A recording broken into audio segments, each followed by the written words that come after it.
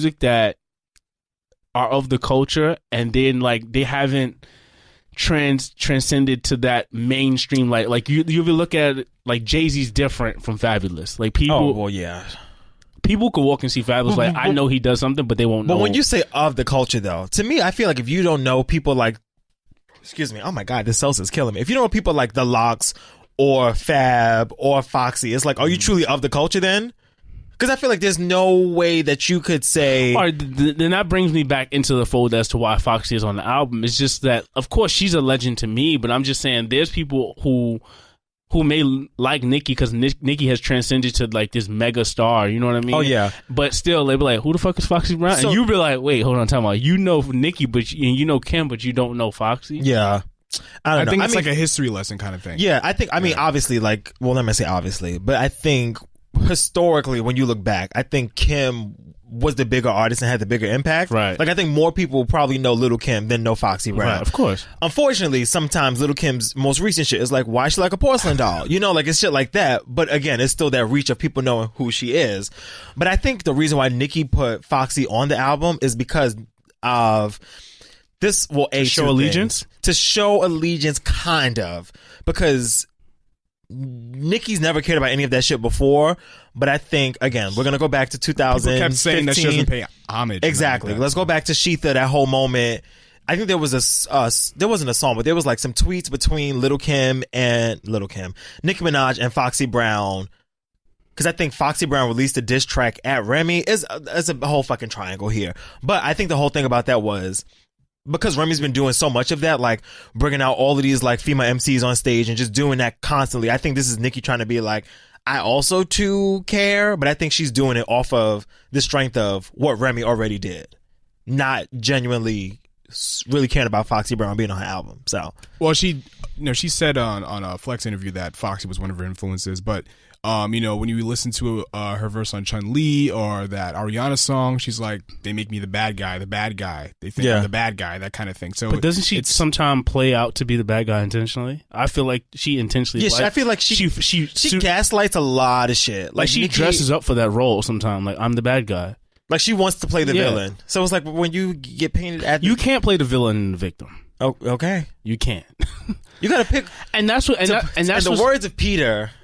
Not really Peter, but in the words of Peter, you got to pick a Hulk Hogan.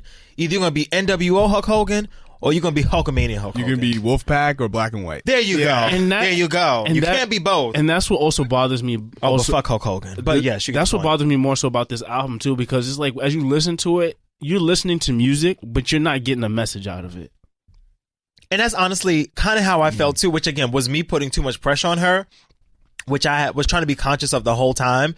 But I feel like, if you are, let's call a spade. Nicki has truly been the only female rapper popping in the past 5 years, maybe 7-8 years at this point. Not including, the year Remy came home, the year Cardi came out. So backtrack 2 years ago. So I feel like to be in that position and then not make an album for 4 years and then to call it Queen, I was expecting much more, especially because it's not like Nicki hasn't quote unquote done the work. Like Nicki has like paid for kids to go to school. She has done all of these things. And I get it. Like it's probably not cool to rap about that. But as a 35-year-old person, like I expected more growth from her, which maybe it's just my downfall. I think this album is a start of growth. See, but I'm like, at what point do you grow up though? Because I'm like, she, again, no, because not to harp on age, because there's plenty of male rappers that do the same thing. But I'm like, you are 30. Is that lightning outside like that? Oh, that's scary. Yeah, I saw some white flashes. Yeah, I thought it was like off a building or something, but it's like thunderstorms will be touching the city as we approach well, let me get the fuck out of here. Season. You guys, please. This was great, y'all. Episode 77. Bitches going back to Brooklyn. I forgot my poncho too. Yeah.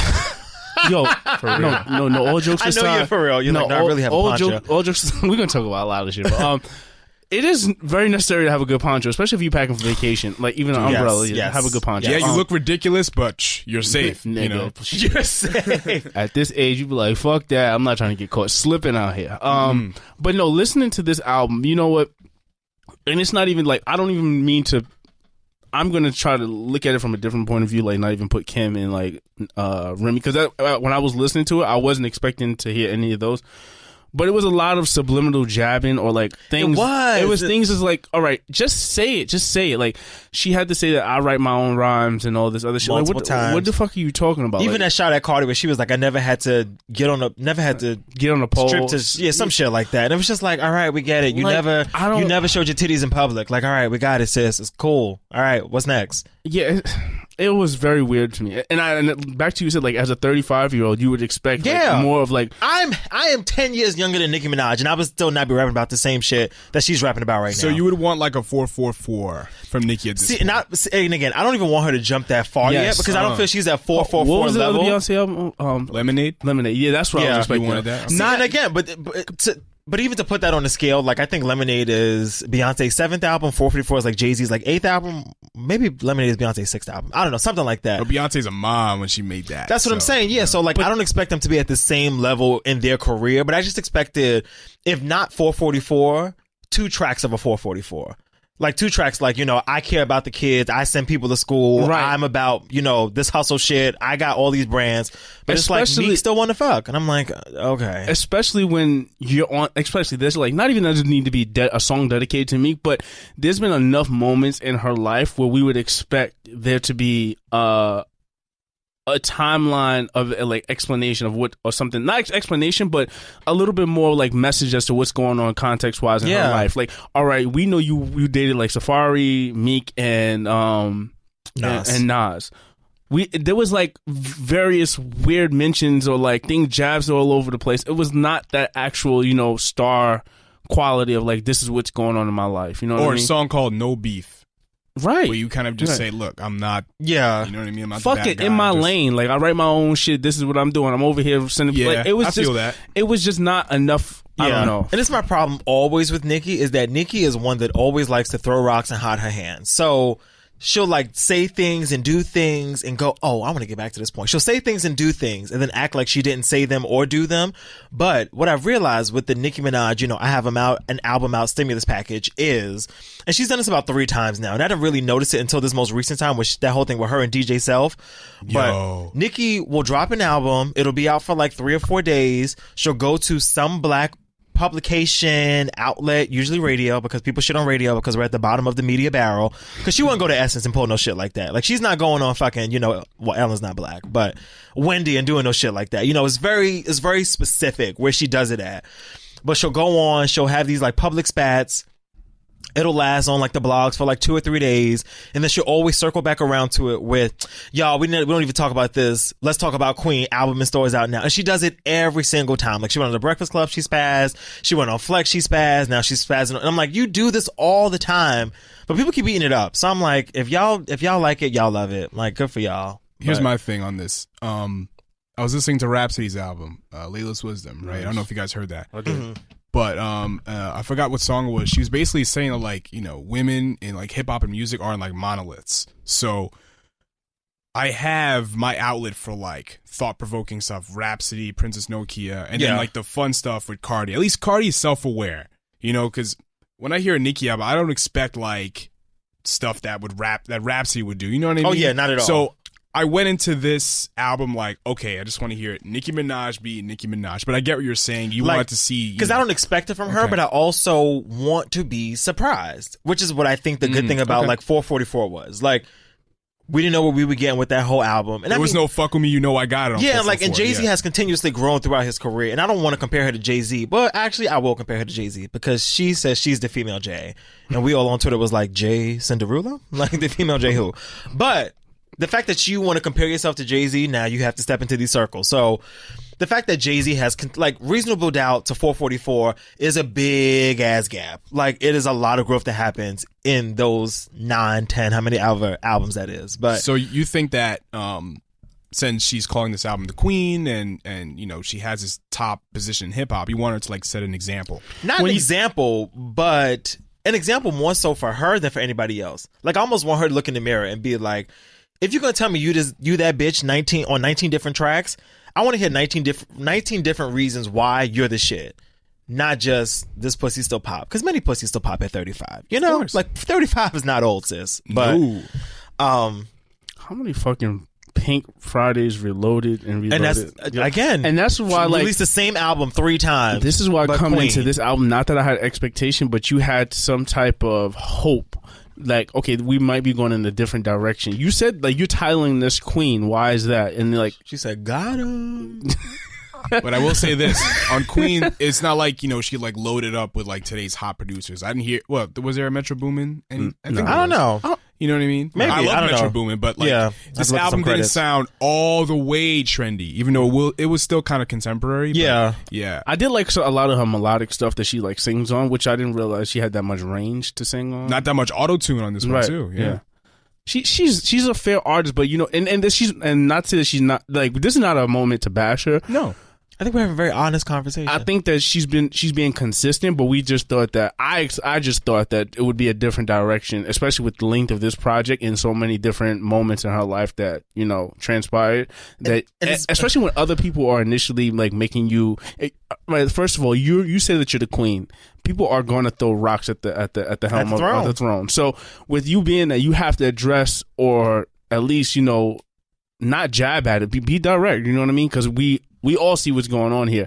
And like Malcolm said, it sucks that those things are being called out outside of the music. Because that's what a lot of this shit is being addressed at. It's like, why are we addressing, like, let the music speak. I will wrap up my points on this with this. I think, going back to Little Kim, because I have a theory, I think the reason that Kim's album is trending or selling so much right now is because people are searching for authenticity. And I think when you listen to an album like Hardcore, which is like half the length of it's like 12 Queen, songs, I think it is. Like, and I think for me personally, a much better album. Again, not a fair judgment because Hardcore has been out for like 20 years. Queen's been out for like 20 minutes. But I think the fact that people are going back to this album says a lot about who Nicki is as an artist. Because like if Beyonce released some shit, Diana Ross's albums do not start selling. Tina Turner's album do not start selling randomly. So it is something very interesting about the marketplace that people are gravitating towards this because of this release. But I'm done. You know, that's what it is. There's some things we can address on the album if you guys listen through. One thing that stood out to me was like... There's some things we can address. No, specifically. Like 40 minutes of us addressing this. No, it's specifically that one song. Somebody got tight and she didn't want to say who it was. And I knew exactly who it was when she said it. It was on the Flex interview. What was that? Was that Barbie Dreams? Oh, okay. Yeah. She said Meek still in the DMs. Now, a lot of people was like at Meek. And I'm just like, first of all, I want to like, as guys... Isn't it fair game with the ex? Like you, this is your ex, essentially someone you had a relationship with. Is it not mean, to like have sex with or like to be with? I'm saying she's like, and Meek still be in my DMs. Was that like a corny jab? Like I don't know. I didn't know where to take it. And everybody was looking like I was like, that's fair game, no? No, I don't think so. I think the context of that interview, it didn't feel like okay. Meek is in my DMs, like in a negative way. It was like, oh, he's in my DMs, and we're kind of like talking. That's what I got from it. Oh, see, I thought it was more braggadocious. I thought it was more like I left him and he's still trying to like kick it to me. That's what I took it as. So in both scenarios, is it a problem with still being in the DMs? I think it all depends on how y'all broke up. Like if I break up with somebody and if I so like have you ever been with somebody like? Not even like been with them in a relationship. Have you ever like stopped talking to somebody and talked to them again? Like, isn't that fair game? Like, yeah, but I also think it depends on how y'all stopped talking the first time. So if they broke up because you know and this is me throwing some wild shit out. If he fucking cheated on Nicki, got some girl pregnant, and brought home chlamydia to Nicki, don't be in my DMs. Like that's some shit. Like depending on how it ended, like you're not gonna allow yourself back. You're not allowed back into this space, but I just think they just like grew apart, quote unquote. I don't find this like a shady thing. I think that once you have a relationship with somebody, it's like fucking. I mean, it might not be shady, but let's go you personally, right? So let's say one of your exes. Oh, let's go with, this is gonna be a throwback. I was about to just throw out Chris Brown and Rihanna. I was about to say somebody's name. I was like, you're wildin'. No, who's the girl that hit you up? Oh, the girl that hit you up on eBay. Remember that? Yeah. What? There was a girl that he was talking to, blocked on all social media. This fucking girl went through his eBay account and was like, hey, I see you selling J's or whatever, but Jay, I want to talk to you. Now, she is someone where, and again, this is more, I think, inner circle shit than like public shit, but if you told anybody in your crew, fucking Karen in my DMs. We would all be like, get the fuck out of here. Like, what the fuck is she doing here? Right. Because you know the level and the depth of that relationship. Right. So more like she's in my eBay inbox. Exactly. So to us, it might be like, oh, Meek is whatever. But like, you know, to Nicki's closest friends, depending on how it ended, it could really be like, look at this clown ass nigga, like still